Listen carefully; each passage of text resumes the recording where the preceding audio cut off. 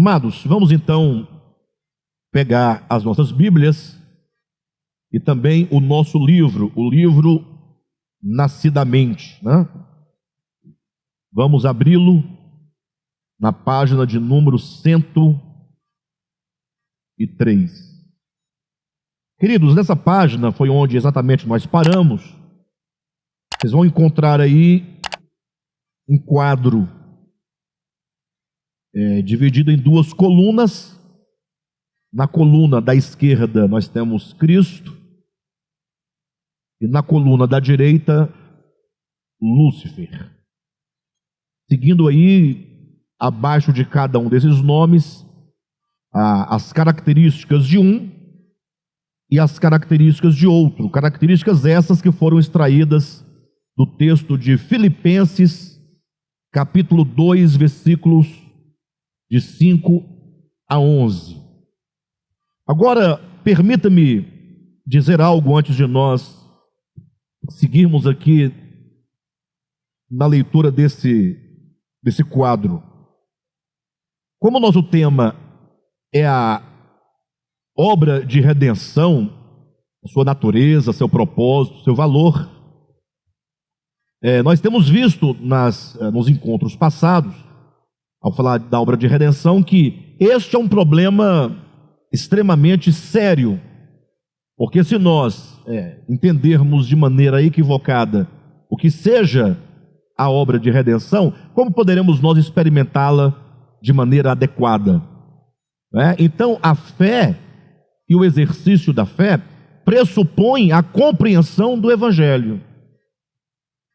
E talvez alguém diga assim: Alexandre, mas do modo como você apresenta, me parece uma coisa assim tão complexa, tão complicada, né? Parece que você foge muito daquilo que é comum de se ouvir comumente acerca do Evangelho de Jesus Cristo. Eu quero dizer para vocês que, na verdade, é exatamente o oposto. O modo como nós apresentamos é um modo historicamente comprovado e encontrado na história do cristianismo.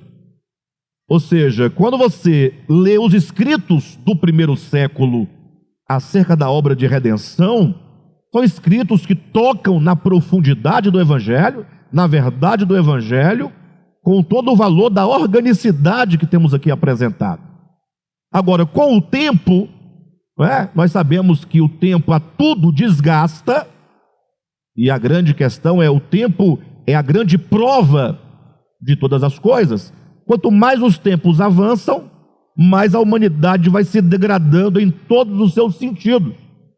Vocês possam imaginar, vocês vão encontrar isso, por exemplo, lá em Daniel capítulo 2, quando há ali uma profecia acerca dos reinos do mundo, desde o reino de Babilônia até o reino de Cristo, no milênio.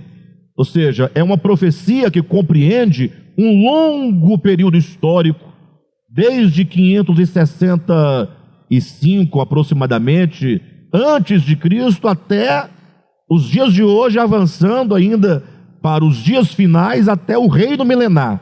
É uma das maiores profecias bíblicas, ou seja, das maiores profecias em extensão temporal.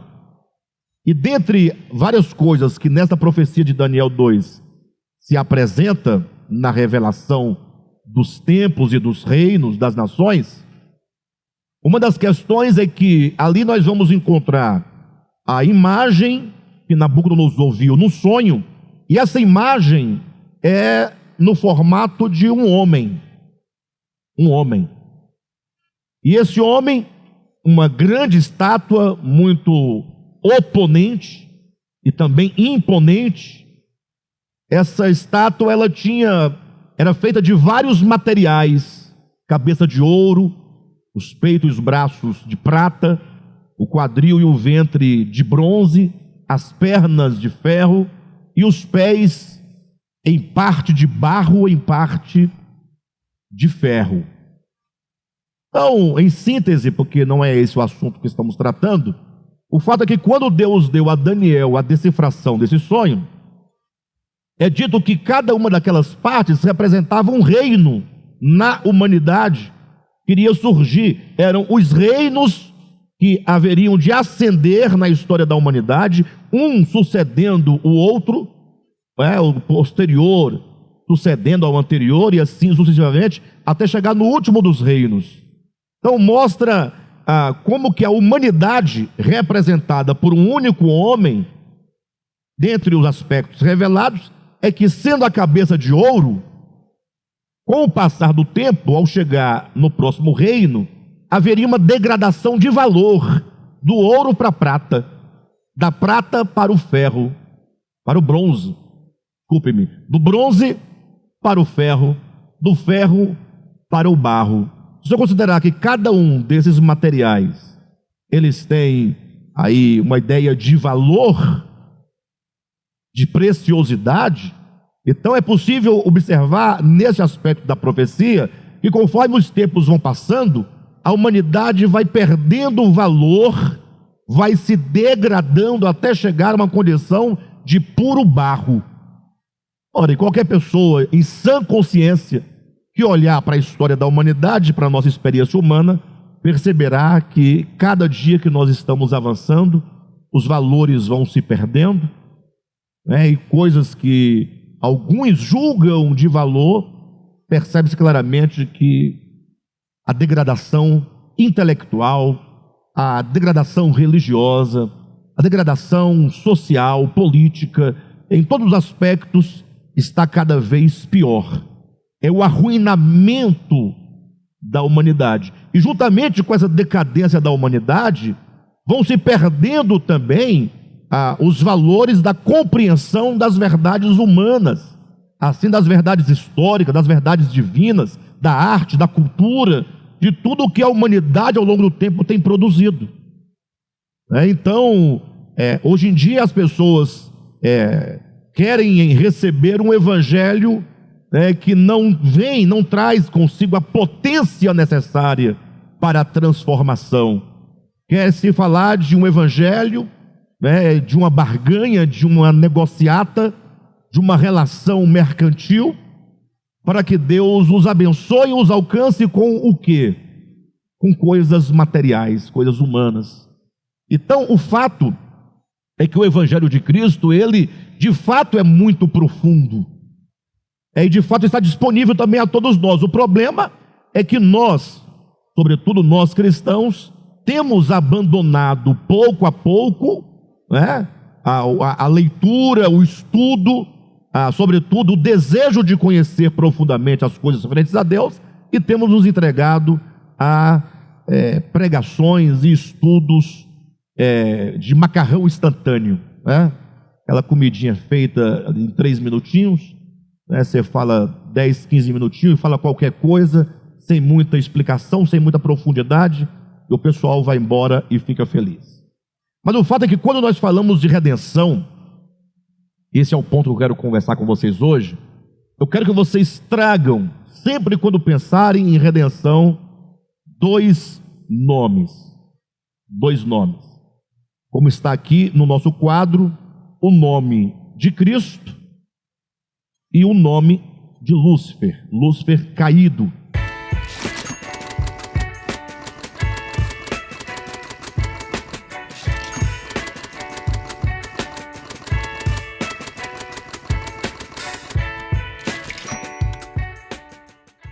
Ora, qual a relação entre Cristo e Lúcifer?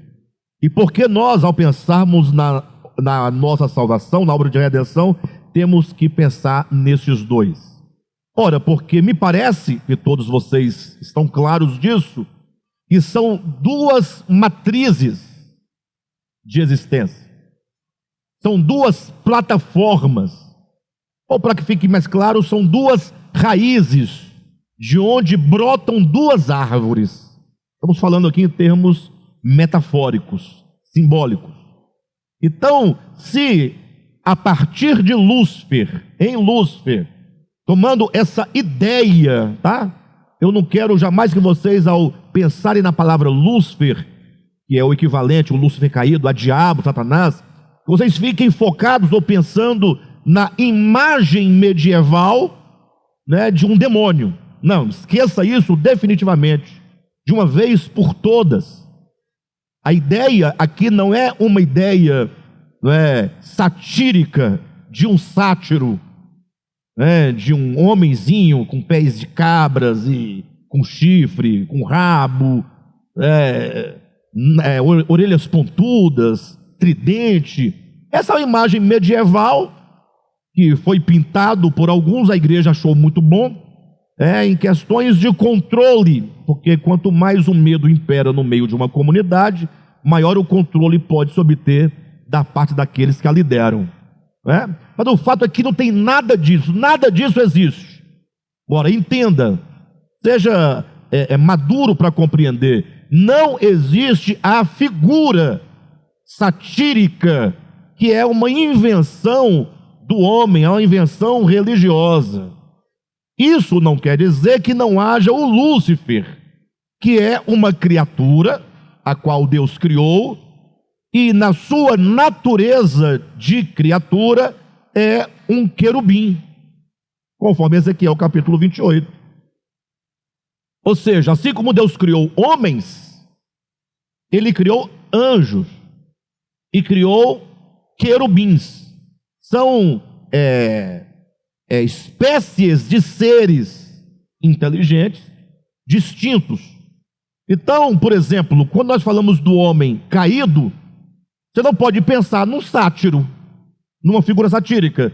O que é um homem caído? É um homem que tem 2 olhos, igual você, igual a mim, porém que possui uma consciência em estado de rebelião contra o Criador.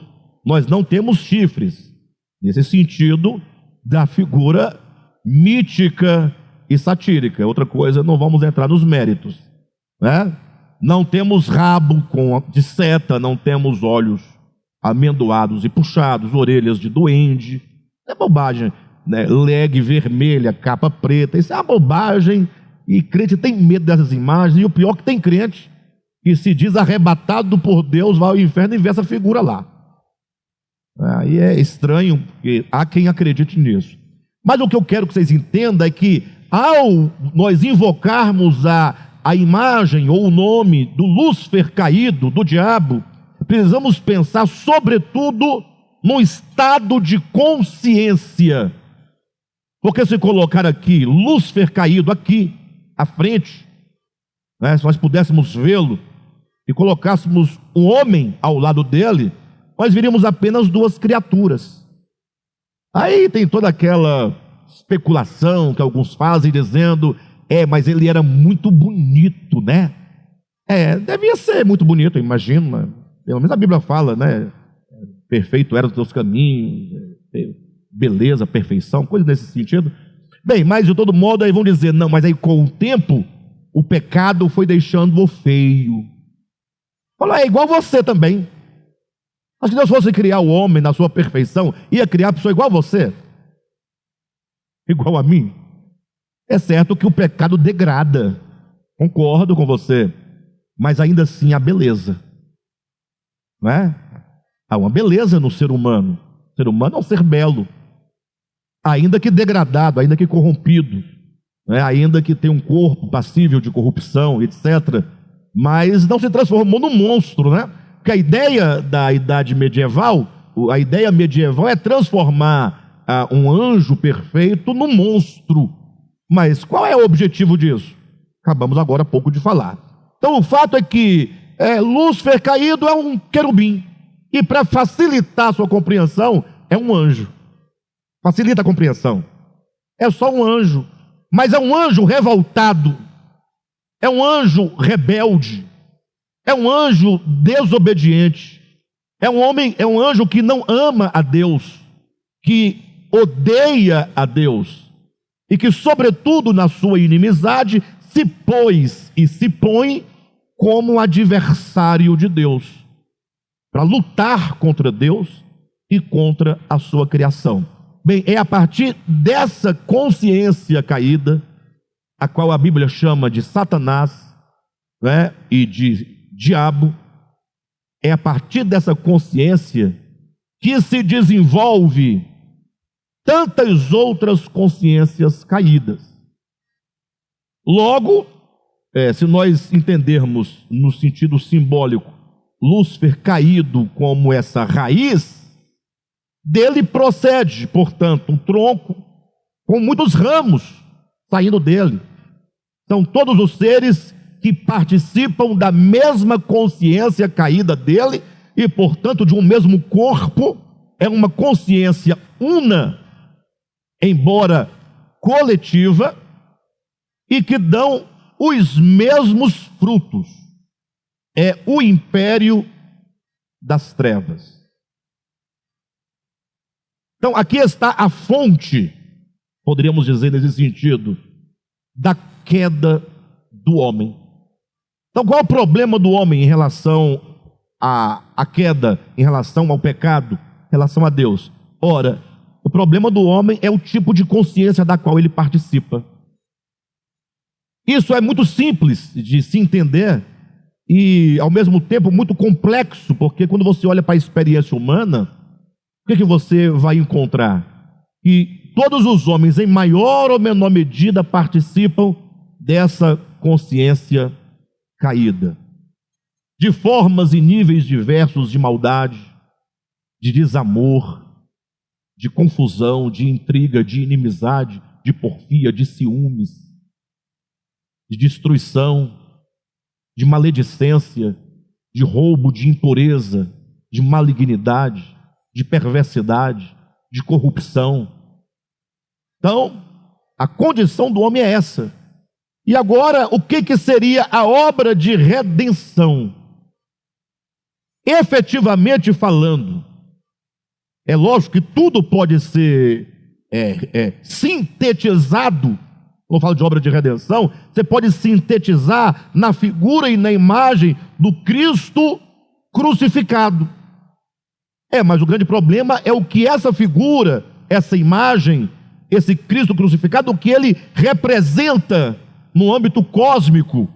O que é Deus, o eterno, que sendo Deus se faz homem e vai descendo os níveis, entrando para a criação e se submetendo a toda sorte de infortúnio sofrido da parte do império das trevas por meio dos homens malignos. Então a grande questão é o que isso implica, qual é o significado, se resume a isso, né?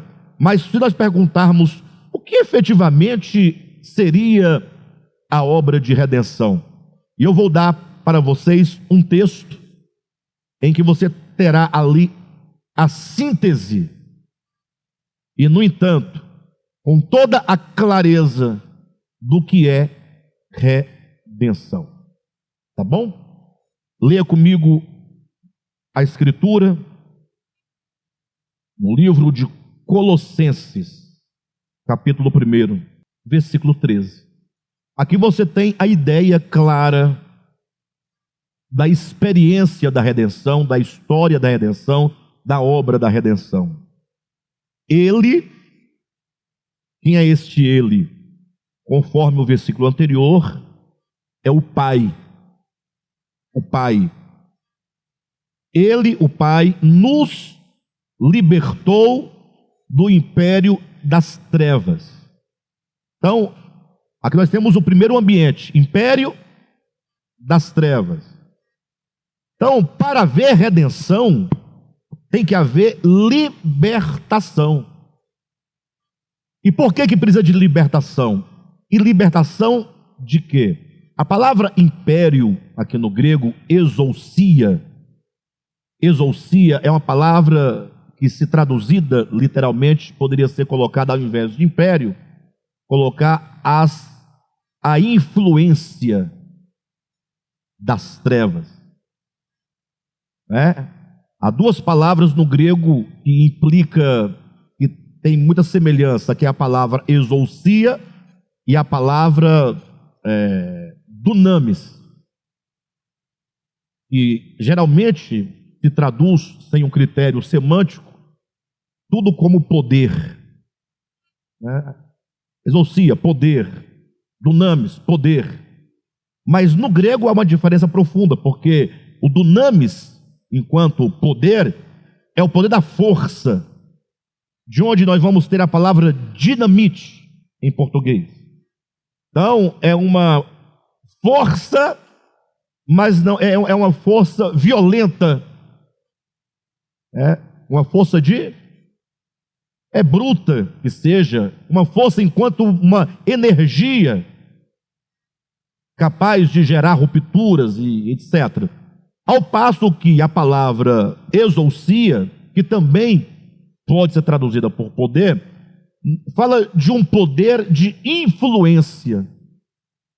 Sabe, há pessoas que têm um poder de influenciar outras pessoas com as palavras, com o seu jeito de ser, de se vestir, de se comunicar, de olhar, de colocar bem as palavras, os seus pensamentos, e consegue manipular pessoas, mantendo pessoas sob a sua influência, às vezes negativa, às vezes positiva, não é?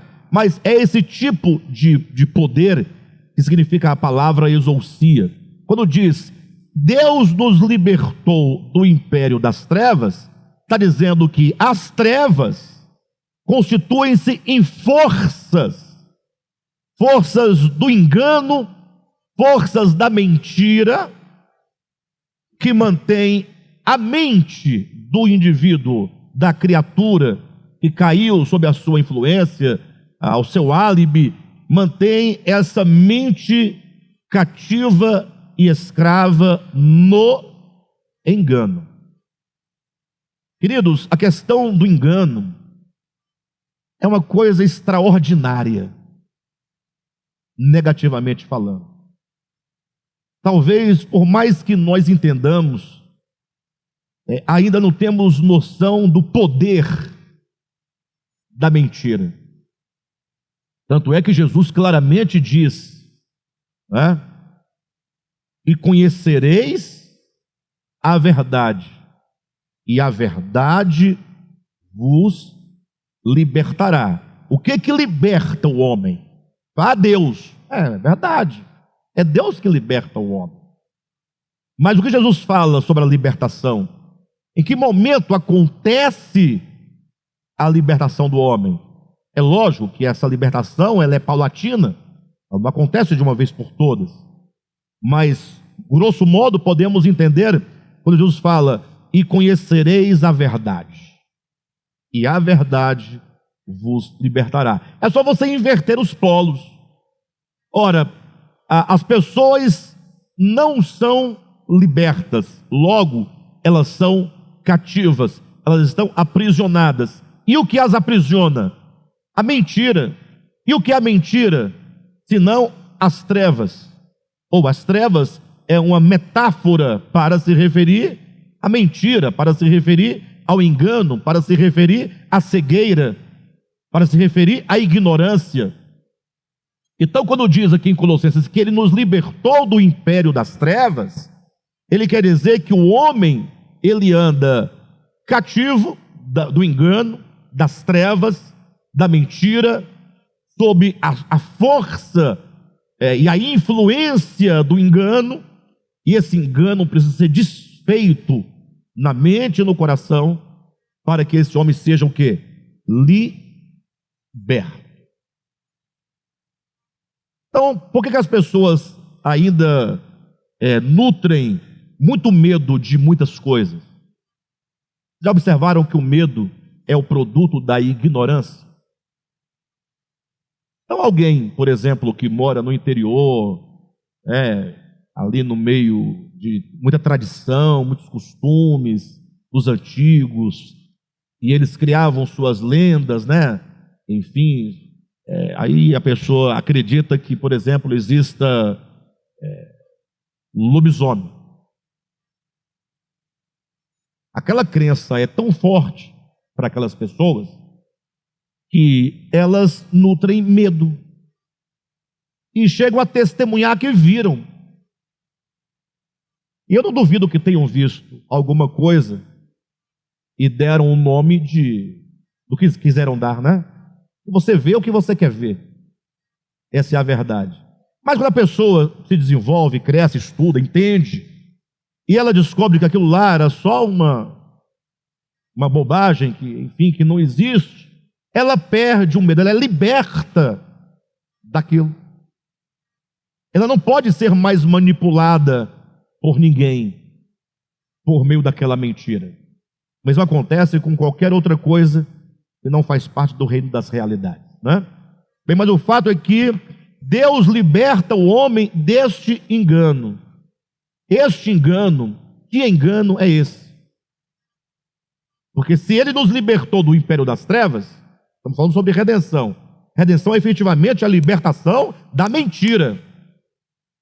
Tem que abrir um parêntese aqui. Queridos, o pai da mentira é tão esquisito, é tão sem futuro, é tão perverso, e essa influência das trevas, da mentira é tão grande, que quando o império das trevas percebe que alguém está tendo alguma compreensão da verdade, aquela pessoa está sujeita à libertação, o império das trevas agora vai trabalhar com a própria verdade para escravizar a pessoa na letra da verdade, para que aquela pessoa se torne alguém orgulhosa de ter a compreensão de A mais B igual a C, de conseguir decifrar teoricamente as coisas, mas que permaneça no âmbito de uma escravidão interior, sem que ela perceba que continua escrava das suas paixões, dos seus desejos. É uma maneira de você manipular e mentir usando a própria verdade. Estranho isso, mas isso é um fato. Tanto é que há um detalhe, se vocês me permitirem, eu saio um pouquinho daqui onde estou falando, mas é importante lembrar os irmãos disso, que há um texto lá em 2 Coríntios capítulo 3, quando Paulo diz que a letra mata e o espírito vivifica. E daí surge uma discussão. De um lado, tem aqueles que dizem, quando Paulo afirma que a letra mata e o espírito vivifica, estou falando sobre o engano, tá, querido? Quando Paulo diz que a letra mata e o espírito vivifica, é um grupo. Eles dizem, Paulo quer dizer que o estudo, o conhecimento, o enfado do conhecimento, do estudo, mata. O que vivifica são as experiências com o Espírito Santo. Logo, nós não devemos estudar a Escritura. Sabia que tem ministérios e segmentos denominacionais que ensina que a Bíblia não pode ser estudada? Vocês sabiam disso?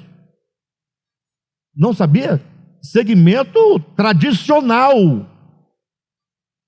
Eu vou falar para que vocês fiquem claros a quem que se refere. A CCB. A CCB. Mais conhecida como Igreja do Véu. Congregação Cristã no Brasil. Eles entendem que tudo é experiência. Eles chegam no culto, vai pregar, ele abre aqui, Senhor, revela a tua palavra, e lê o versículo e deixa Deus falar. Porque a letra mata nesse entendimento. Parece uma coisa interessante, poxa, se é o Espírito Santo quem vivifica, e a letra, o estudo mata, poxa, que aparência de sabedoria, de dependência, de humildade, parece bacana. Quantos não estão sendo enganados a partir de um texto que deveria ser elucidador? Sim ou não? Bem, mas aí vem alguém e diz, não, esse povo está maluco, isso é um erro. Eu vou explicar para vocês o que Paulo quer dizer em 1 Coríntios capítulo 3, versículo 7. Eu vou explicar para vocês. Olhem bem para o contexto. Comece ali no versículo 5 do capítulo 3. Você vai observar que o tema de 2 Coríntios capítulo 3 é a lei escrita em tábuas de pedra. Ou seja, a antiga aliança, o Antigo Testamento foi escrito em tábuas de pedra. Logo, se você procurar viver uma vida relativa a Deus, baseado na lei de Moisés, você vai morrer, porque é o ministério da condenação e da morte. Você tem que vir para o Novo Testamento, para a nova aliança. E para bem aqui. E estará tão errado quanto o anterior. É estranho. É um pouco estranho. Porque o texto parece dizer exatamente isso. Mas aqui há duas questões. Primeiro, que você precisa pedir a Deus que Ele de fato te ajude, te oriente numa leitura, para que você perceba com clareza o significado da revelação nessa porção. Mas, por outro lado, você tem que ter uma leitura adequada também do texto. Porque é verdadeiro o que o capítulo fala sobre a antiga aliança, escrita em tábuas de pedra. A letra aqui é o texto escrito em tábuas de pedra, mas do lado de cá é a nova aliança. Isso está muito claro. O grande problema é confundir a tábua de pedra onde estão escritas as palavras que matam com o Novo Testamento, enquanto 27 livros.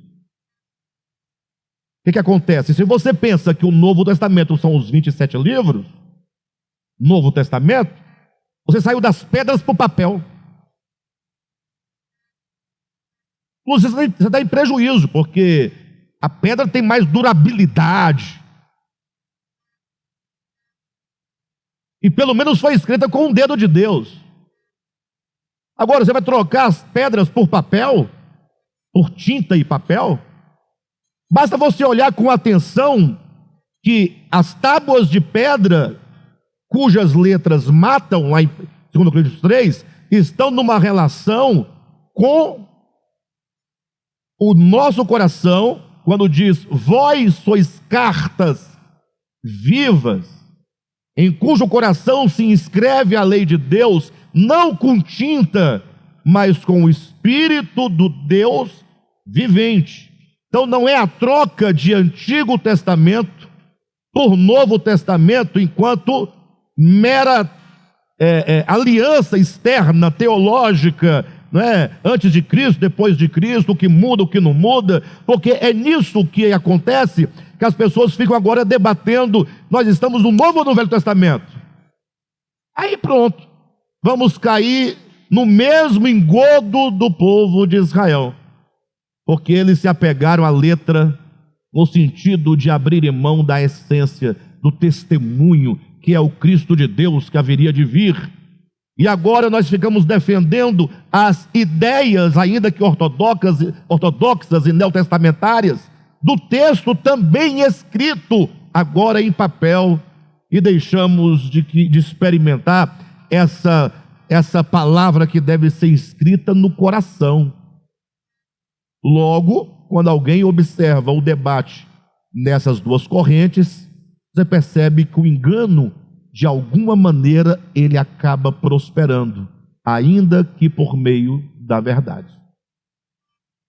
Porque tem verdade em dizer que o Novo Testamento é a nova aliança e, portanto, está certo. Agora eu pergunto: e se não tivesse Mateus, nem Marcos, nem Lucas, nem João, nem Atos, nem Romanos, nem Coríntios, nada disso, haveria Novo Testamento? Então o Novo Testamento não é Bíblia. Agora, cuidado, eu não estou desprezando a Escritura, não. Eu estou apenas apontando que Novo Testamento é um pacto que Deus fez com o homem por meio de Jesus. E essa história depois foi escrita. E o escrito não serve de um documento histórico, escrito para que você possa ler, compreender, anotar, né? Mas não substitui o lugar onde deve ser escrito, que é o coração humano. Bem, eu disse isso para falar sobre o quê? Ele nos libertou do império das trevas. Então, eu estou falando que essas trevas é o engano que de alguma maneira vai procurar seduzir o homem, mantendo-o cativo e escravo do engano, ainda que seja por meio de sofismas. Perfeito?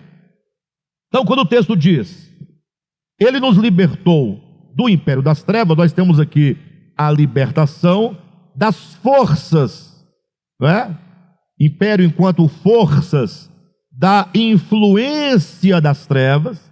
É uma libertação que acontece na mente, na consciência e no coração. E agora eu pergunto, e de que, né, o homem é escravo? Da mentira. E que mentira é essa?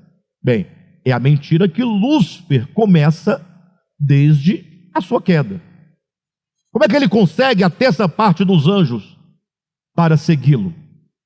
Falando a verdade, existe uma história aí, perfeito? Vamos colocar assim para vocês entenderem, costuma-se dizer a grande saga aí da luta entre o bem e o mal. Vamos colocar nesses termos, para vocês entenderem, né? Porque geralmente ler gibi, história em quadrinho é mais fácil. Você imagina só que num dado momento, esse querubim se coloca agora a falar contra o eterno. E ele fala o que sobre o eterno? Que o eterno é bom? Que o eterno é justo? Que o eterno é perfeito? Que o eterno é santo? Não.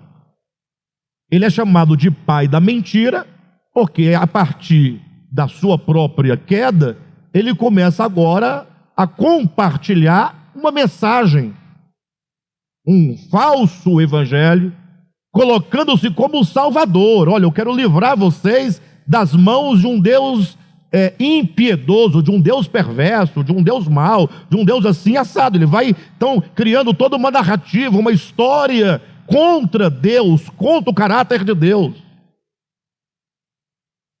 Por que será que quando Jesus ensina os discípulos a orarem, ele diz, olha, quando vocês orarem, a primeira coisa que vocês pedirão, então logo invocarem o Pai Celestial, né? Peça, santificado seja o vosso nome. Todo mundo reza e ora o tal do Pai Nosso, e ninguém para pensar, poxa, peraí, eu tenho que orar para Deus me santificar, santificar meu coração, santificar a igreja, santificar a humanidade. Poxa, faz sentido. Mas como é que eu, pecador, vou orar pedindo ao Eterno que o Eterno santifique o seu próprio nome, o nome dele? E qual o sentido disso? Ninguém pergunta isso. Por que o nome de Deus haveria de ser santificado? E pior ainda, por que este é o pedido supremo e primeiro dentre todos, que na oração são elencados 6 pedidos, este é o primeiro de todos: santificado seja o teu nome. Não é porque o querubim da guarda caído, portanto Satanás e diabo, não tem desde os primórdios profanado o nome de Deus? Não é verdade que no universo existem seres e milhares, milhares de seres, sejam anjos, sejam homens, que têm uma relação de inimizade contra Deus? E por que mantém relação de inimizade contra Deus? Senão por causa das mentiras de Satanás contra Deus. Alexandre, você está com elucubrações, coisa da sua cabeça e tal. Não, basta olhar para Gênesis capítulo 3. O que a serpente diz para a mulher?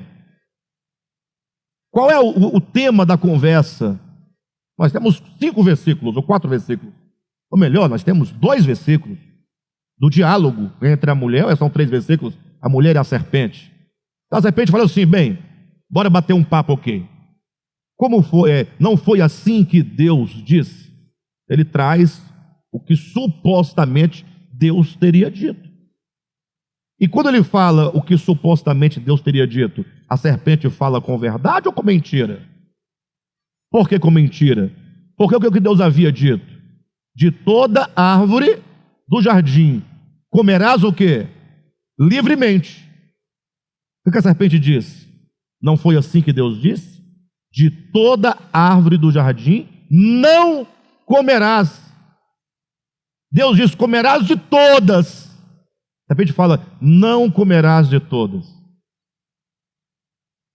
Mas será que a serpente achava que a mulher ia acreditar? Não, é só mesmo para começar uma espécie de manipulação e de envolvimento.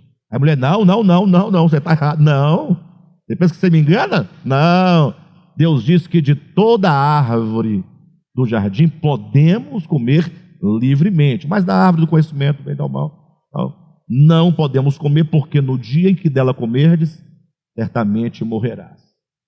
O que a serpente fala? Deus diz, certamente morrereis. A serpente diz, é certo, ou certamente, é certo que não morrereis. Deus disse que você morre nesse caminho. A serpente diz, não, você não morre. Espera aí, então, você quer dizer que Deus está mentindo? Então, pergunte para a serpente, então, Deus está mentindo, então? E a serpente diz, está mentindo, sabe por quê? Porque ele sabe. Porque ele sabe. E no dia que você comer, você vai ser como ele. Igual. E o que ele faria com uma criatura igual a ele?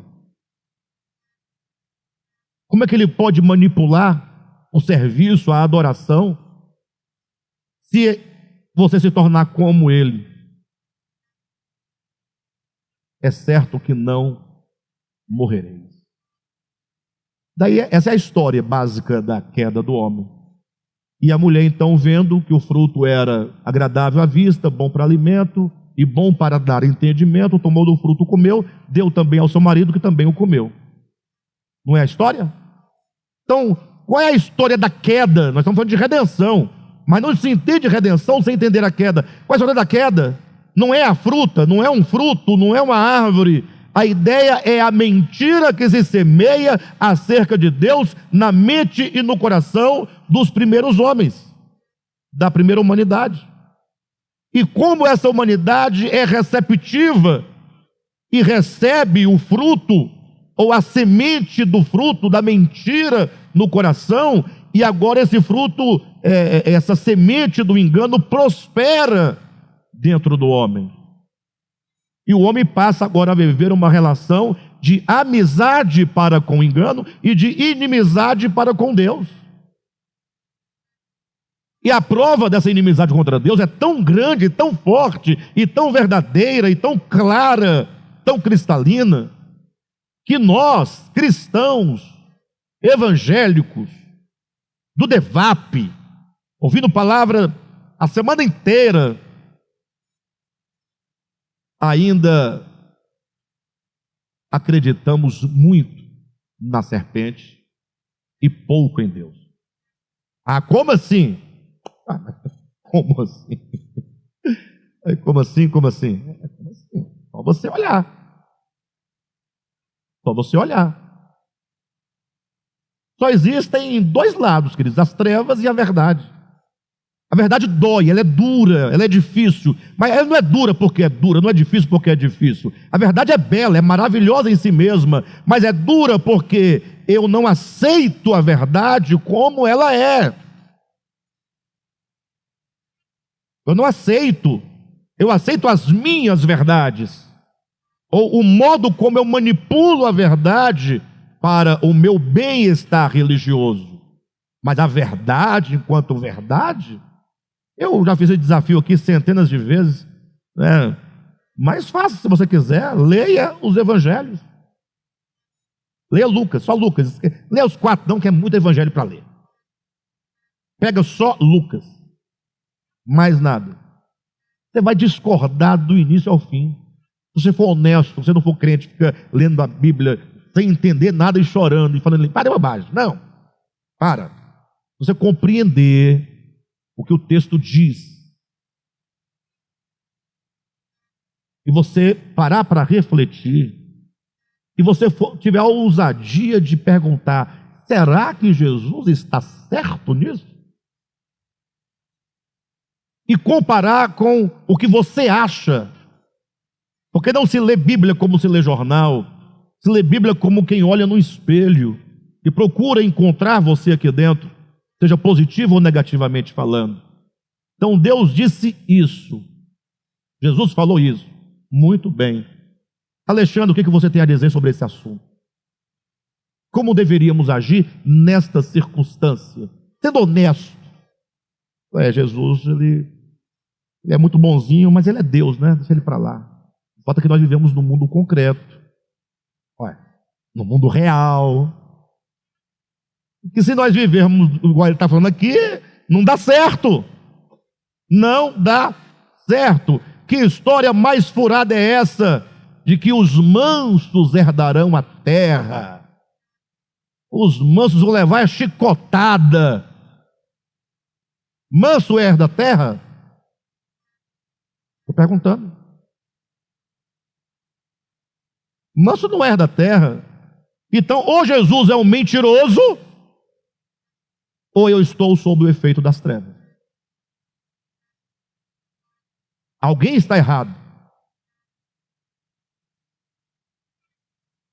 Qual é a saída imediata para isso? Para você começar a experimentar a redenção? Imediatamente é você se envergonhar diante do Senhor.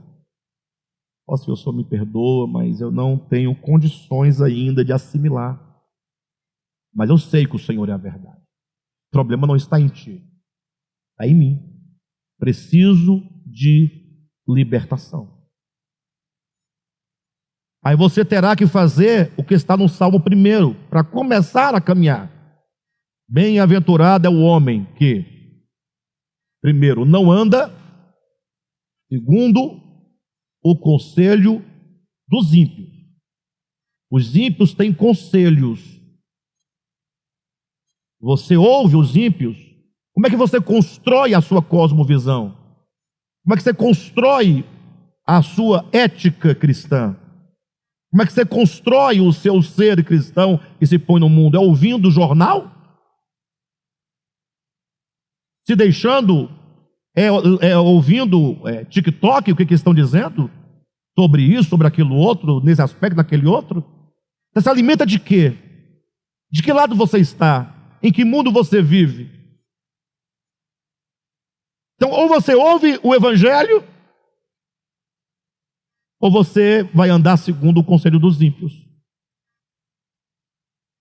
Bem-aventurado o homem que não anda segundo o conselho dos ímpios, nem se detém no caminho dos pecadores, nem se assenta na roda dos escarnecedores. Antes, o seu prazer está na lei do Senhor, e na sua lei medita de dia e de noite. Então, onde é que está o meu problema? É que eu passo muito tempo nas rodas dos escarnecedores, ouvindo o conselho de ímpios, ideologias de ímpios, do príncipe deste mundo, do príncipe deste mundo, né? E aquele outro que fala do Deus desse século. E eu não medito na Escritura. Não medito. Vamos à igreja, ouvir uma palavra, e sempre com um juízo. A palavra foi boa ou não foi boa? Não existe palavra ruim. Existe palavra mais empolgante, diferente. Existem estados de humor e de espírito de quem recebe e de quem fala diferenciados. Tudo bem? Talvez alguém fale um pouco mais entusiasmado, né? Ou não. Mas e daí? A palavra de Deus é a verdade que vai nos libertar de todos os enganos. O irmão Marquinhos prega, o Alexandre prega, Josué prega, o Marcinho prega. Aí nós começamos a ficar medindo. Bem, nós estamos em busca de quê, afinal? A palavra de Deus é a palavra de Deus na boca da jumenta ou do Alexandre, da jumenta de Balaão. Quem se põe a falar por verdade em nome de Jesus se faz porta-voz. Você tem que ouvir o que Deus quer falar a mim. O que Ele quer me comunicar. Então a nossa prontidão deve ser: Senhor, fala comigo. Mas não é aquele falar de antigamente que você queria. Não, não. É um falar na consciência de esclarecer, de iluminar, de fazer-nos ver a vida de modo diferente à luz do Evangelho. É um falar, é um logos transformador. Não é um logos intelecto, é um logos consciência. Intelecto é uma coisa, consciência é outra. Às vezes nós ficamos atrás de intelectualidade. Mensagens, tem uma mensagem nova, uma coisa mais que eu nunca ouvi, uma coisa que me... é de uma bobagem muito grande. Bem, então, quando diz santificado seja o teu nome, é porque o nome de Deus foi profanado com muitas mentiras a respeito dele. É um nome maculado na consciência humana, ou do cosmo caído. Entenda, cosmo caído restringe-se a essa esfera de experiência de queda. Perfeito? E não somente isso, mas quantos deuses foram feitos para que o nome de Deus fosse apenas um entre tantos deuses?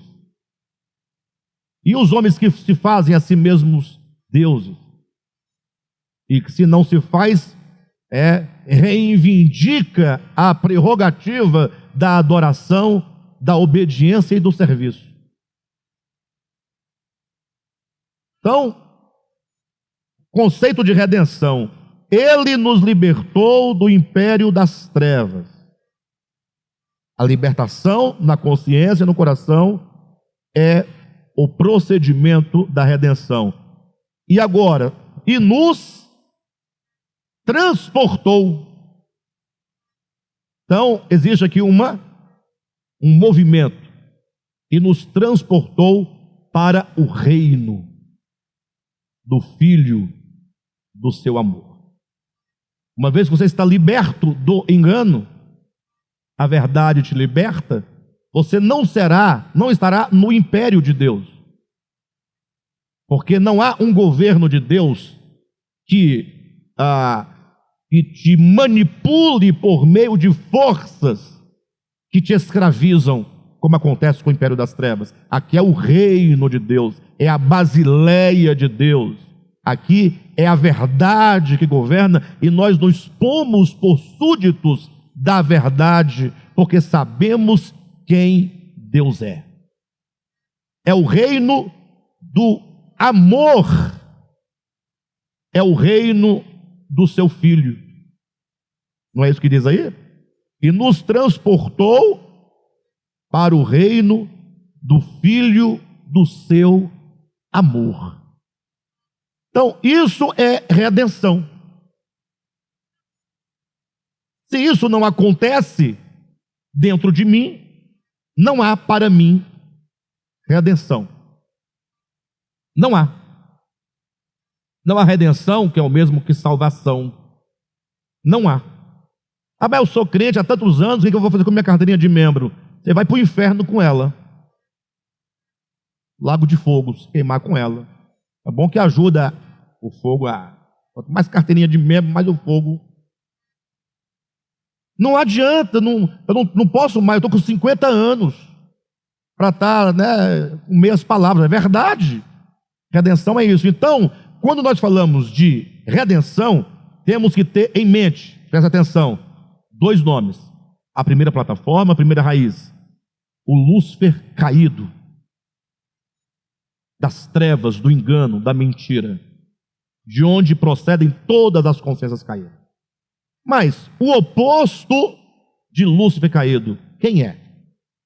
No plano da revelação divina, é Cristo. Por que no plano da revelação é Cristo? Por isso que nós temos esse quadro aqui de Filipenses. Vamos observar em que consiste a relação. Tá? Vocês depois leiam Filipenses capítulo 2, tá? tudo que está aqui, que nós vamos ler, está em Filipenses 2. Então, diz assim: Cristo, página 103, sendo Deus em natureza, não julgou como usurpação o ser igual à divindade. Perfeito? Esse é uma característica, esse aqui é o fundamento da nossa salvação. Cristo não se fez carne para nos salvar? Então olha para Ele, aquele que diz eu sou o caminho, aquele que diz eu sou a verdade, eu sou a vida. Olha para Ele, Ele é o modelo, Ele é o Redentor, Ele é o pioneiro, Ele que abriu o caminho, Ele foi o primeiro, Ele é o nosso líder, Ele é o nosso cabeça, Ele é o nosso Senhor, Ele é o nosso mestre. Então temos que olhar para Ele, e Ele se coloca, portanto, não como alguém que desfaça, não, Ele veio e realizou. E quando Ele tinha ali uma dúzia de apóstolos sem futuro, e as multidões o haviam abandonado, depois do sermão de João capítulo 6, Ele olha para os 12 sem futuro e pergunta: vocês também não querem voltar com a multidão? O que quer dizer isso? Jesus estava com um joguinho com eles? Não, aqui nós temos pelo menos duas coisas claras, que é o objetivo de Jesus com essas palavras. Primeiro, vou inverter. Segundo, gerar consciência nos discípulos sobre a verdade. Quando diz você também não quer voltar, você chama o outro à reflexão, ao pensamento. Você sai da sua zona de conforto, de mero ouvinte, se torna agora alguém que participa das decisões, inclusive dentro do reino de Deus. E você? Você também não quer voltar? A multidão já voltou, abandonou. E vocês? Então Jesus queria gerar consciência nos 12 apóstolos ali. Mas em primeiro plano, se percebe nas palavras de Jesus o seguinte: ainda que todos me abandonem, inclusive os 12. Os 12 que, grosso modo falando, é a base, né? Está ali, não é? Os 12, não estiver lá, quem vai estar? Ainda que vocês 12 também abandonem, eu vou prosseguir. Ele ia adiante, ele ia cumprir toda a obra, independentemente de qualquer coisa. Quem está entendendo? Então, quando nós olhamos para o Cristo de Deus, você tem ali o modelo. Então nós temos em primeiro lugar, Cristo sendo Deus em natureza, não julgou como usurpação o ser igual à divindade. Poxa, é aí que está o detalhe, né? É aí que está o grande problema, querido. Vocês lembram de Gênesis 3? Quando a serpente diz, é certo que não morrereis? Até aí a mulher ficou balançada. Mas como bom comerciante, a serpente precisava chegar no ponto de fechar a venda. Sabe, quem é vendedor sabe, talvez. O bom vendedor sabe, né? O mau vendedor, coitado, luta, mas não vende nada. O bom vendedor sabe qual é a palavra-chave que no final não tem jeito, não tem escapatória. O camarada compra mesmo o seu produto, né? Então, a palavra que fechou, que selou a vontade e a decisão da mulher foi quando disse: você será como Deus. Isso foi plantado no coração do homem. O desejo de ser como Deus. Não é de ser semelhante no sentido de se identificar com o amor, com a graça, com a misericórdia, com o perdão. Não, não. É ser igual para ser páreo. Para ter o seu próprio trono. Então a serpente dessa conversa, não foi ela própria que disse lá no início: Eu elevarei o meu trono acima das estrelas dos céus? Ou eu subirei acima das estrelas dos céus?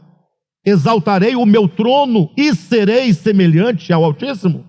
É aqui que nasce toda a questão. Eu serei semelhante. Então, o que Lúcifer pensa na sua queda, de ser igual a Deus, ele promete ao homem: tu serás semelhante a Deus. Aqui começa o problema. Aí tem o Cristo, que sendo Deus, ele é. Ele é. Não tem promessa de ser. Não, ele simplesmente é. Eu não tenho como entrar nos méritos agora da coisa, mas ele é, sendo da mesma natureza da divindade,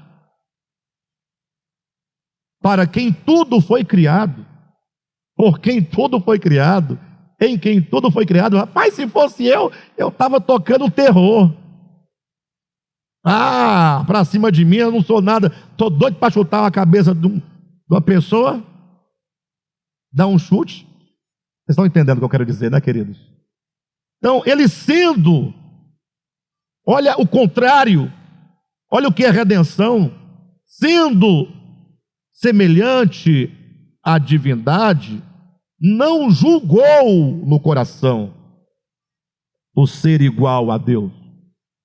Não, a melhor tradução é aquela que diz: não se aferrou ao fato de ser igual a Deus. Não se aferrou, não se apegou.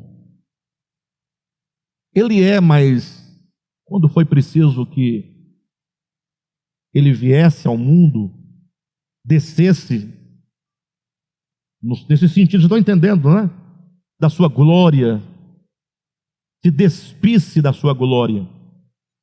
Glória não é natureza, glória é aquilo que Jesus fala, que o Cristo fala: Pai, glorifica-me com a glória que eu tive junto de ti antes que houvesse mundo. Ou seja, antes que houvesse mundo, o Cristo estava com a divindade. Ele era o Logos, que era Deus, né? E estava com a divindade. E sendo ele aqui nessa glória, nesse conhecimento, ele cria todas as coisas, e o universo conhece quem ele é, porque o universo foi criado nele. Agora, de repente, esse que vai ter que entrar para a história, entrar para o anonimato, porque ele vai deixar de se representar como o eu sou, para se ocultar na história. Ele se oculta na história, se oculta no ventre de uma mulher, se oculta em Belém, se oculta no Egito.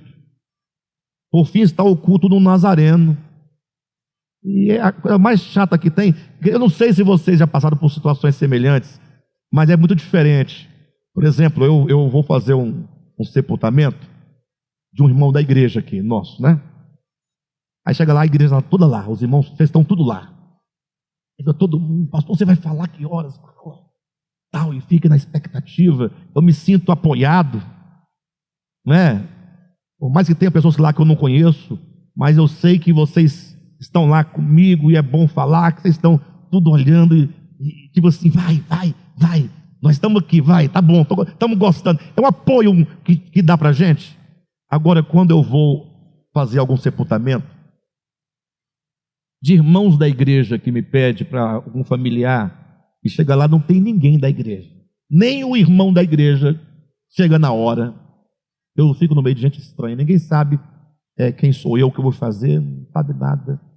Eu passo, ninguém olha para mim, ninguém me vê, ninguém cumprimenta, ninguém fala nada. Eu fico por ali esperando o irmão que me convidou chegar. Aí quando chega: o meu pastor, tá bom, tá certo. Aí continua chorando, né? Aí daqui a pouco, aí você vai querer que fale alguma coisa? Aí não, vou falar com o pessoal. O pastor vai dizer: fala, mas fala logo. Você começa a falar, ninguém está ouvindo você, ninguém quer te ouvir. Você está lá porque alguém te convidou, mas o povo não quer saber de você lá, não. As coisas que você também está falando, ninguém quer, não é hora de falar essas coisas, não. Aí está falando, já está meio assim, meio desequilibrado, porque é meio complicado. Aí a pessoa começa a gritar e cai em cima do defunto, o outro desmaia. Aí você tem que parar de falar. É muito sem futuro. Aí ele fala, gente, eu só vou porque em respeito, não é nem ao morto, é ao vivo que nos convidou. Porque se não fosse isso, não dava para ir. É muito ruim você chegar para fazer uma atividade e ninguém ali quer saber quem é você, o que você vai fazer, não quer te ouvir, quer nada, você é um bobão, um besta. Vocês entenderam? Isso não tem nada a ver. Mas é para dizer que se isso é ruim, nessa dimensão sem futuro, de um cemitério, ora, imagine só quando está lá o Nazareno, andando, e o povo vai rindo dele, filho de José e de Maria. Tinha alguém que ainda falava assim, rapaz, você está por fora.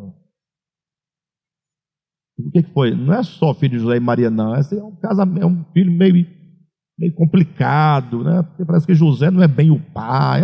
Tem uma ideia de um anjo, né? Um anjo que visitou a Maria lá e sei lá. Ela conta essa história. Você acredita? Não sei, né? Vai que, né? Você acreditaria que um anjo visitou a sua sobrinha e o Espírito Santo envolveu ela? E o fruto que está no ventre dela será chamado... Você acreditaria assim? Agora está lá esse Nazareno, nessa situação. Os próprios irmãos dele, diz a Escritura, não criam nele. Só tinha uma pessoa que acreditava do início ao fim, era Maria. Porque ela teve uma experiência pessoal. Ela sabia do que se tratava. E até José também, ele só teve que ficou por ali algum tempo, morreu logo em seguida, porque apareceu um anjo lá, começou com ele, falou, então tá bom. Mas não é legal. José, coitado, passou um sofrimento danado.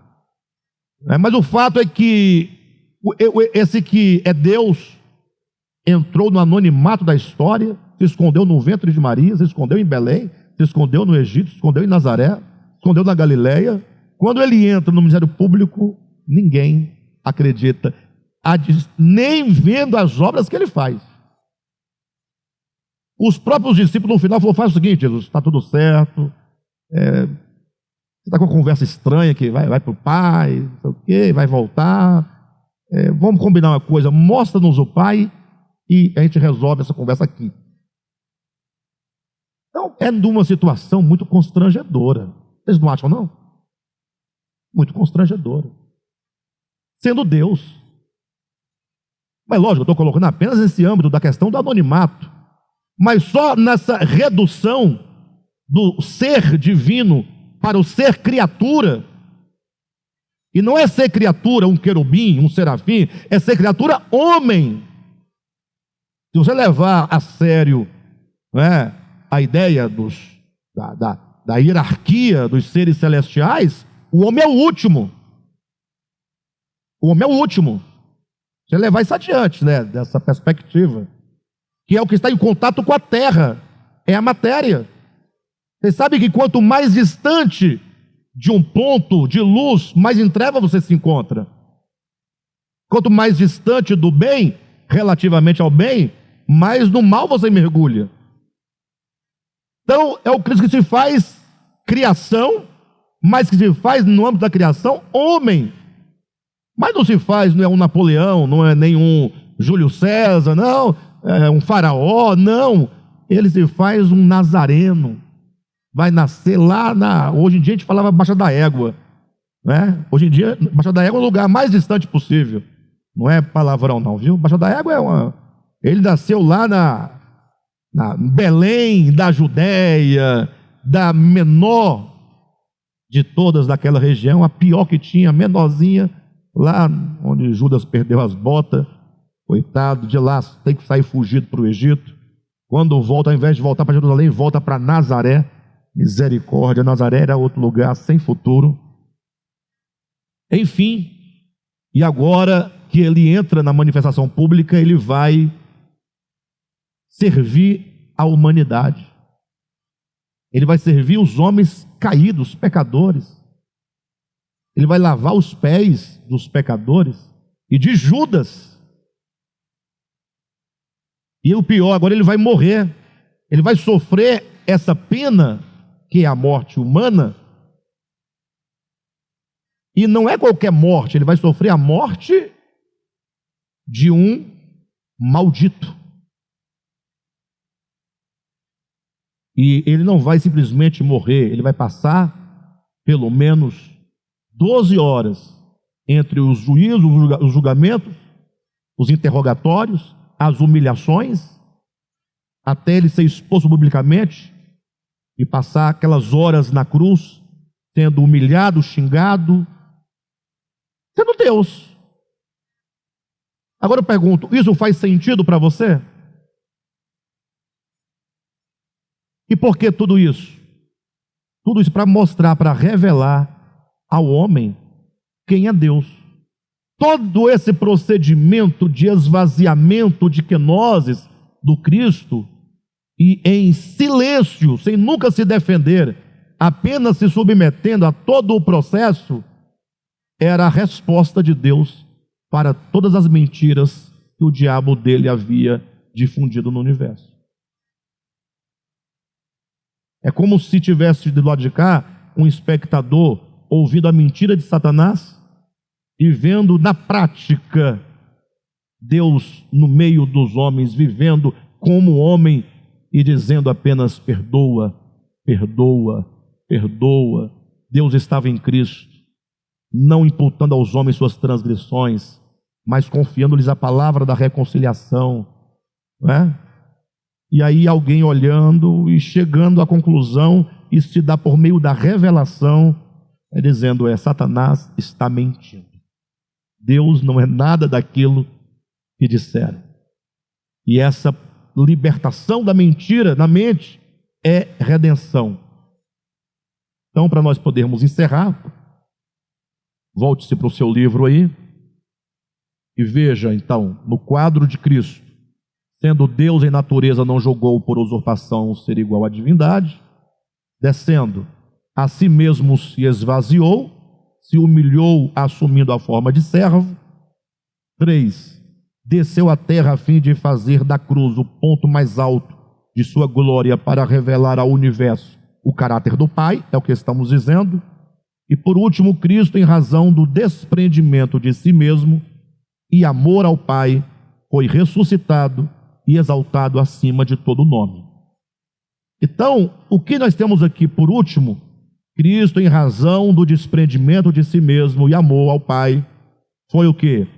Ressuscitado e exaltado acima de todo nome. Qual é o resultado desse desprendimento, desse esvaziamento, desse não apegar-se? Qual é o resultado? Tem um resultado para o próprio Cristo, por incrível que pareça. Filipenses capítulo 2. Leia na sua Bíblia, rapidamente, para nós podermos encerrar. Sabe, Colossenses, só voltar 3 páginas aí. Capítulo 2, versículo 7 em diante. Antes a si mesmo se esvaziou, assumindo a forma de servo, tornando-se em semelhança de homem, e reconhecido em figura humana, a si mesmo se humilhou, tornando-se obediente até a morte, e morte de cruz. Pelo que também. Então esse pelo que também é a contrapartida. Então o que o Cristo fez? Ele foi descendo e se esvaziando completamente. Quando ele chegou no máximo do esvaziamento, qual é o resultado? Qual é a contrapartida de tudo isso? Versículo 9. Pelo que também Deus o exaltou sobremaneira e lhe deu o nome que está acima de todo nome, para que ao nome de Jesus, olha, Jesus, o homem, todo joelho se dobre nos céus, na terra e debaixo da terra, e toda língua confesse que Jesus, o Cristo, é Senhor, para a glória de Deus Pai. Então, é nesse processo de descida e esvaziamento que se dá o impulso para a glorificação ao lado do Pai. Agora, na outra base, nós temos Lúcifer, que é o espírito oposto ao espírito de Cristo. Perfeito? Na semana que vem, nós vamos falar do espírito oposto ao de Cristo, que aqui no livro se caracteriza em Lúcifer, lá no início da sua queda, mas que nós vamos fazer o diálogo como esse espírito de Lúcifer se consumará no anticristo. Perfeito? Então, creio que hoje deu para a gente ser um pouco mais iluminados, não é? E que Deus abençoe a cada um de nós